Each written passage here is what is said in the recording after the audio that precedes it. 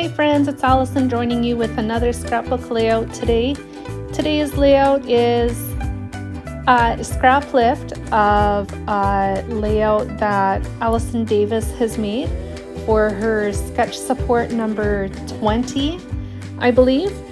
I will include a link to her Facebook group on Facebook, so if you want to go check it out, you can definitely do that.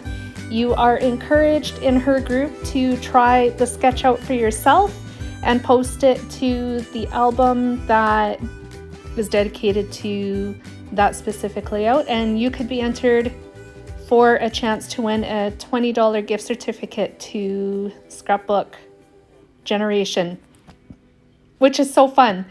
I absolutely love Scrapbook Generation and Allison Davis. She is so talented, and I was super excited to play along with her sketch this time around. My creative process this time around was full of frustration and mistakes, and it just wasn't a good go around for crafting today. I don't know if my head wasn't in the game or what was going on. It was just seemed like everything was stacked up against me right from the very beginning. So it began with putting my stitched squares onto the layout base. I realized that the two pieces that I had wanted to adhere underneath, I had put in the wrong place. So I had to tear one up. I did tear my layout base as I was trying to take it off of the base, but I'm not too worried about it because all of my photos and the stitched squares are going to cover it up. You may also notice that on the left-hand side of the layout, the base at least, where the torn paper edges are, I had actually intended to glue a snowflake border to that side of the layout, and it's going to magically just appear on the layout in just a moment here. But for the time being, I am just adhering my squares and my photos. I printed my photos at 3 by 3 inches, and I'm going to adhere them with craft foam to the layout so that they are the same height as the squares with stitching on them. The stitching adds a lot of height on its own, and so I wanted the pictures to be at the same level, and so that's why I added craft foam to the back of them. The other major issue that I had while I was crafting today was with my ATG. More often than not, it doesn't like to work, and I fight with it constantly. Today was one of those days. I had to change the tape that was in it. Before I changed the tape, it was working perfectly, and this one is just a royal pain in the butt. So you're going to see me switch back and forth between my ATG and liquid glue quite often in this video, just because I was not having any luck with it. I also realized that I had wanted to glue a giant snowflake behind my title after I glued the title down. And luckily it hadn't dried enough, so I was able to lift it up and slip the snowflake back behind there, as well as this red heart, which is going to live in the center of the snowflake just to cover up the hole that's there. And disaster was averted.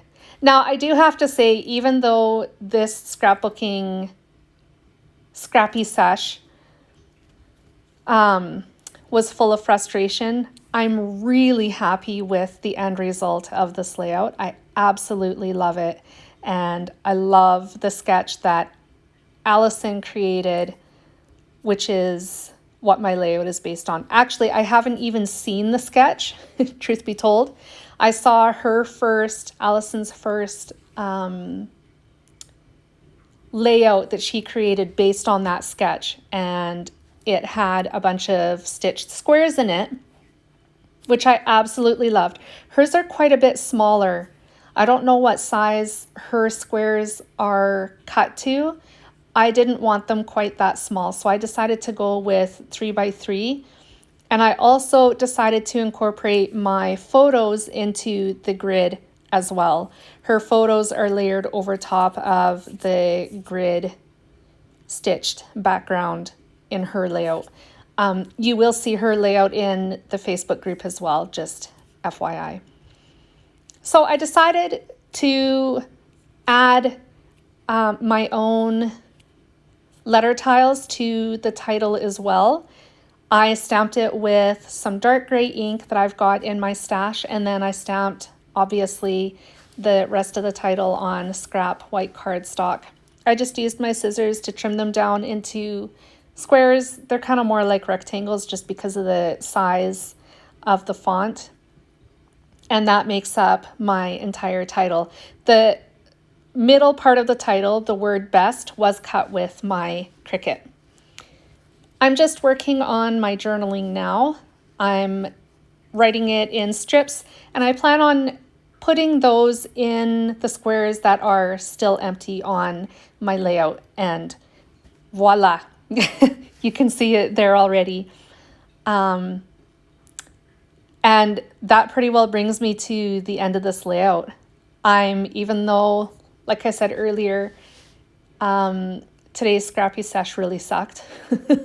I'm really, really happy with the final product and cannot wait for the next go around of Allison's sketches and the opportunity to play along with her. I do have close-ups coming up, so make sure you stick around for that. Thanks for joining me today, you guys. I hope this layout inspired you. I hope I've inspired you to go check out Scrapbook Generation and Allison Davis over on Facebook. Like I said, I will leave links down in the description box below so you know where to find them.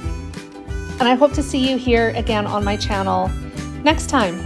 I will be back again soon with more creative inspiration. Take care, guys. Bye.